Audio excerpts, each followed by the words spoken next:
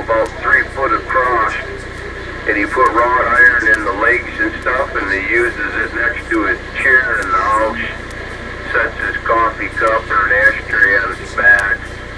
Or you could put your feet on it, but you know, I wouldn't want to ruin it. It would be had little kids around or something, but yeah, great big ass snapping turtle, and you go into his house, and it's like a 1870s log cabin house that they live in, and of course it's full of taxidermy, but that snapping turtle is badass.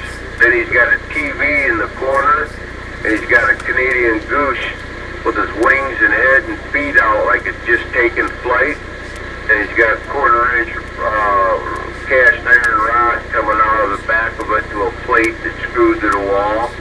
You can't even see that, but it looks like that goose is flying right over top of the TV. Of course, we was out in the shop and hitting the one toker, and then he took me in the house when I first met him, 18 years ago.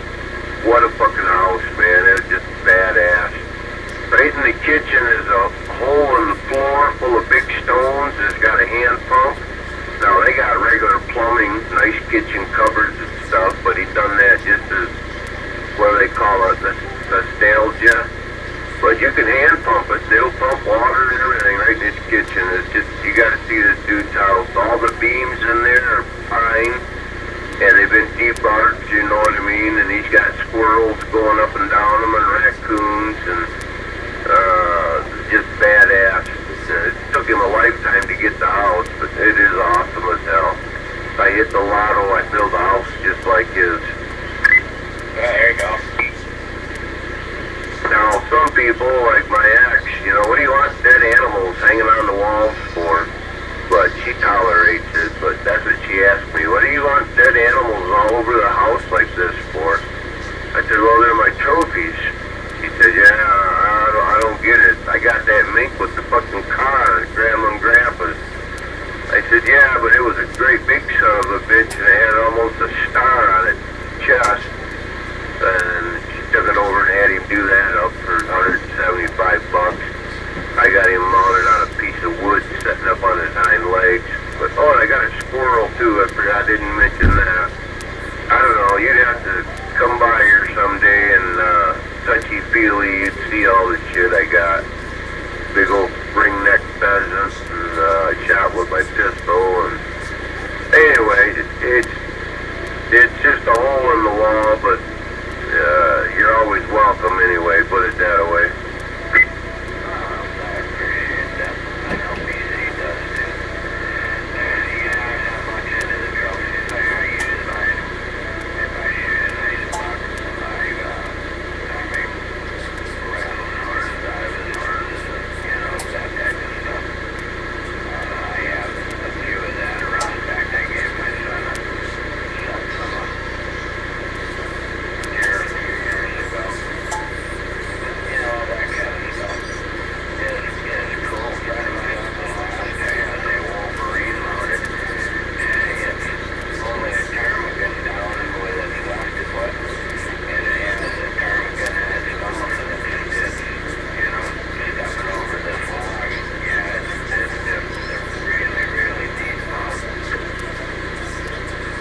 Yeah, that sounds cool.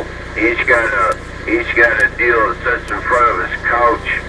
I don't know what you'd call it. You set your coffee on and stuff, like an end table, but it's all made out of cedar and it's glass. And then inside of it, there's a red fox with baby red fox nursing only one because that's all he could get.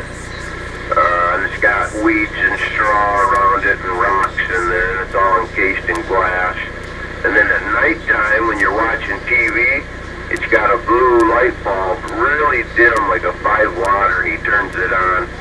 You sit in there and smoke, watch the movie, and got that fox nursing his babies in that table. Just enough so you can see the ashtray or whatever, you know what I'm saying? But that's cool. These guys got an awesome house, man. It's not very big, and from the outside it looks like a shithole, but when you walk in, it's like stepping into Daniel Boone. He's got all kinds of big old bear traps he welded open. They're big enough to swallow an elephant.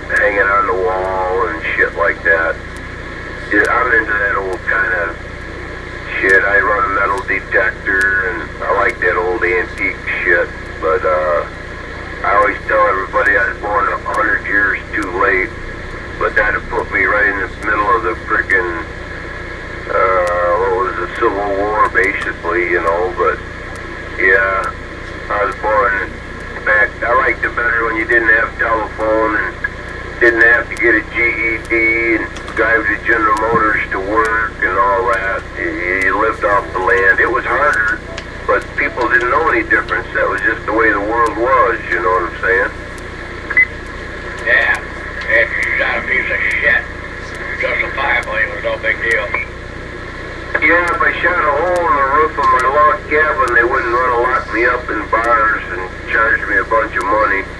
You could ride around town with a gun in your holster all you wanted. You didn't have to go take a class and all this shit.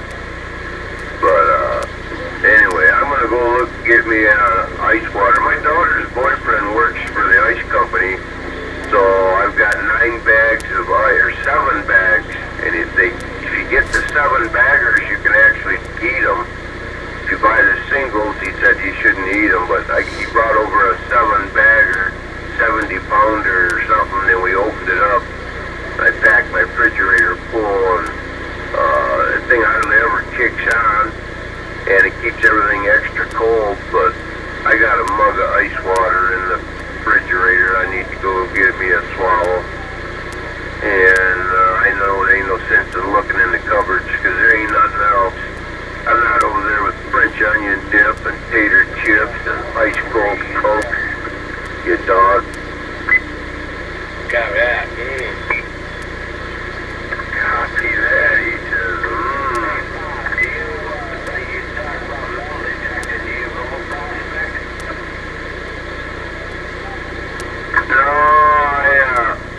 I gave Sherry get on the computer and find all the old logging camps, and I got books here, all the different old logging camps and where the railroad tracks were. They hauled the logs out, and then in the summer we used to go out there and pack the cooler with pop and bologna sandwiches and Doritos, and we'd take the metal detector, and I had 2 of them at the time, with one good one and one cheap thing from a yard sale, but we'd go out there in our little spoons and shovels, and I got all kinds of shit we found, but nothing of no great value. I hit Neff Lake down here on the beach after the season's over, you know, and stuff like that, but I can't say as I've found any gold. Now, my daughter's boyfriend's dad, he hits the Asabo River, or people, and he goes in the water and does real good there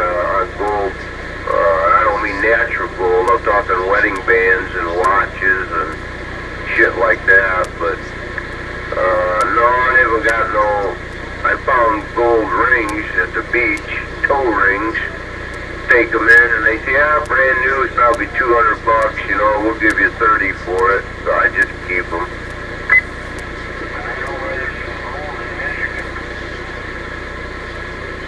Yeah, but your wife would get mad if she woke up and her ring was missing.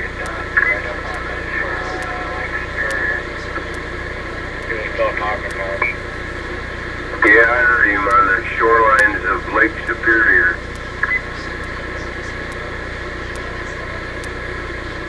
Sometimes I forget to key up the other amp, because if you didn't know how to work it, you'd say, this amp don't work, fucker won't key up. You gotta run a wire out of the back to a foot pedal, and I've got it hooked to a switch now on the desk. And sometimes I forget to push that button. If I let go like that, it'll unkey, and I push the button and it keys it back up. But I was gonna call Tom and tell him that this fucking amp don't work, but I figured out how to make it key up.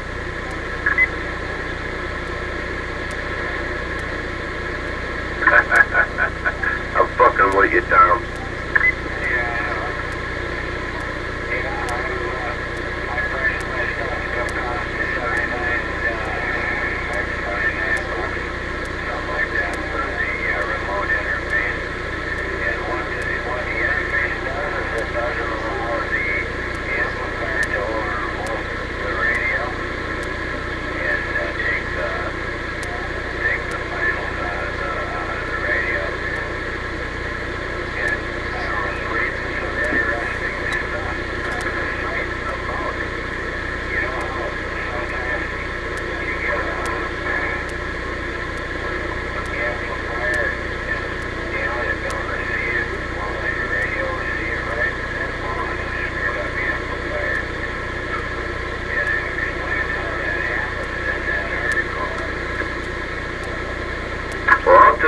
I got with it hooked to my 2990 is I get a high standing wave with the amp in line, and I tried to tune it, but it don't make no difference. You know, it gives me a high standing wave, but I just go ahead and run it. I don't know. Didn't do that before. Well, the other one didn't do it before, but this one does. I got a flat match basically with just the radio and the Antron, and then I put the antenna, the linear in there and key it up, and I get a high standing wave like in the twos, you know what I mean? It ain't in the threes